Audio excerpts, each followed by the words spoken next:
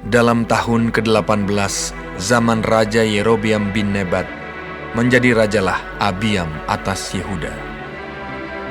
3 tahun lamanya ia memerintah di Yerusalem. Nama ibunya ialah Maaka, anak Abisalom. Abiam hidup dalam segala dosa yang telah dilakukan ayahnya sebelumnya, dan ia tidak dengan sepenuh hati berpaut kepada Tuhan, Allahnya, seperti Daud moyangnya. Tetapi oleh karena Daud, maka Tuhan Allahnya memberikan keturunan kepadanya di Yerusalem dengan mengangkat anaknya menggantikan dia dan dengan membiarkan Yerusalem berdiri. Karena Daud telah melakukan apa yang benar di mata Tuhan dan tidak menyimpang dari segala yang diperintahkannya kepadanya seumur hidupnya, kecuali dalam perkara Uria, orang Het itu. Dan ada perang antara Rehabeam dan Yerobeam seumur hidupnya. Selebihnya dari riwayat Abiam dan segala yang dilakukannya, bukankah semuanya itu tertulis dalam kitab sejarah raja-raja Yehuda? Dan ada perang antara Abiam dan Yerobeam. Kemudian Abiam mendapat perhentian bersama-sama dengan nenek moyangnya, dan ia dikuburkan di kota Daud. Maka Asa, anaknya, menjadi raja menggantikan dia. Dalam tahun ke-20, zaman Yerobeam, raja Israel, Asa menjadi raja atas Yehuda. 41 tahun lamanya ia memerintah di Yerusalem.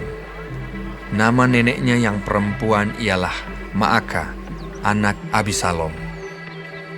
Asa melakukan apa yang benar di mata Tuhan seperti Daud, bapa leluhurnya. Ia menyingkirkan pelacuran bakti dari negeri itu dan menjauhkan segala berhala yang dibuat oleh nenek moyangnya. Bahkan ia memecat Maaka, neneknya, dari pangkat ibu suri, karena neneknya itu membuat patung Asyera yang keji. Asa merobohkan patung yang keji itu dan membakarnya di lembah Kidron. Sekalipun bukit-bukit pengorbanan tidak dijauhkan, namun Asa berpaut kepada Tuhan dengan segenap hatinya sepanjang umurnya. Ia membawa persembahan-persembahan kudus ayahnya dan persembahan-persembahan kudusnya sendiri ke rumah Tuhan, yakni emas dan perak, serta barang-barang lain. Dan ada perang antara Asa dan Baesa, raja Israel, sepanjang umur mereka. Baesa, raja Israel, maju berperang melawan Yehuda, dan ia memperkuat Rama dengan maksud mencegah lalu lintas kepada Asa, raja Yehuda. Tetapi Asa mengambil segala emas dan perak yang masih tinggal dalam perbendaharaan rumah Tuhan dan dalam perbendaharaan rumah raja dan menyerahkannya kepada pegawainya.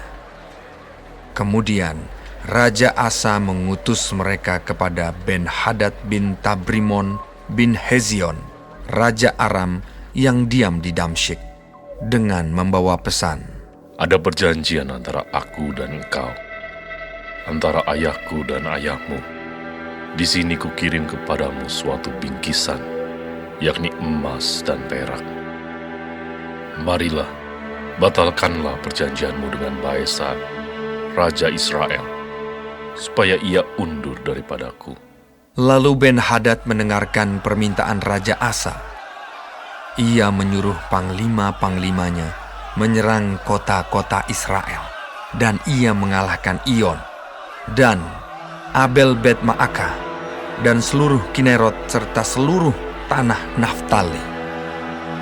Segera sesudah Baesa mendengar hal itu, ia berhenti memperkuat Rama dan ia menetap di Tirza. Tetapi Raja Asa mengerahkan segenap orang Yehuda seorang pun tiada yang terkecuali. Mereka harus mengangkat batu dan kayu yang dipergunakan Baesa untuk memperkuat Rama. Raja Asa mempergunakannya untuk memperkuat Geba Benyamin dan Mizpa. Selebihnya dari seluruh riwayat Asa dan segala kepahlawanannya dan segala yang dilakukannya dan kota-kota yang diperkuatnya, bukankah semuanya itu tertulis dalam kitab sejarah raja-raja Yehuda?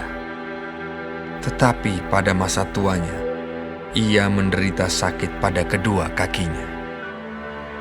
Kemudian Asa mendapat perhentian bersama-sama dengan nenek moyangnya, dan ia dikuburkan di samping nenek moyangnya di kota Daud, bapa leluhurnya. Maka Yosafat, anaknya, menjadi raja menggantikan dia. Nadab, anak Yerobeam, menjadi raja atas Israel dalam tahun kedua zaman Asa, raja Yehuda. Ia memerintah atas Israel 2 tahun lamanya. Ia melakukan apa yang jahat di mata Tuhan, serta hidup menurut tingkah laku ayahnya dan menurut dosa ayahnya, yang mengakibatkan orang Israel berdosa pula. Dan Baesa bin Ahia dari kaum Isakar mengadakan persepakatan melawan dia. Baesa menewaskan dia di Gibeton yang termasuk wilayah orang Filistin, sedang Nadab dan seluruh Israel mengepung Gibeton itu. Baesa membunuh dia dalam tahun ketiga zaman Asa, raja Yehuda, dan menjadi raja menggantikan dia. Segera sesudah ia menjadi raja, ia membunuh seluruh keluarga Yerobeam. Tidak ada yang bernafas yang ditinggalkannya hidup daripada Yerobeam, sampai dipunahkannya semuanya, sesuai dengan firman Tuhan yang diucapkannya dengan perantaraan hambanya Ahia, orang Silo itu, oleh karena dosa-dosa yang telah dilakukan Yerobeam, yang mengakibatkan orang Israel berdosa pula, oleh sebab sakit hati yang ditimbulkannya pada Tuhan, Allah Israel. Selebihnya dari riwayat Nadab dan segala yang dilakukannya, bukankah semuanya itu tertulis dalam kitab sejarah raja-raja Israel? Dan ada perang antara Asa dan Baesa, raja Israel, sepanjang umur mereka. Dalam tahun ketiga zaman Asa, raja Yehuda, Baesa bin Ahia menjadi raja atas seluruh Israel di Tirza. Ia memerintah 24 tahun lamanya. Ia melakukan apa yang jahat di mata Tuhan, serta hidup menurut tingkah laku Yerobeam, dan menurut dosanya yang mengakibatkan orang Israel berdosa pula.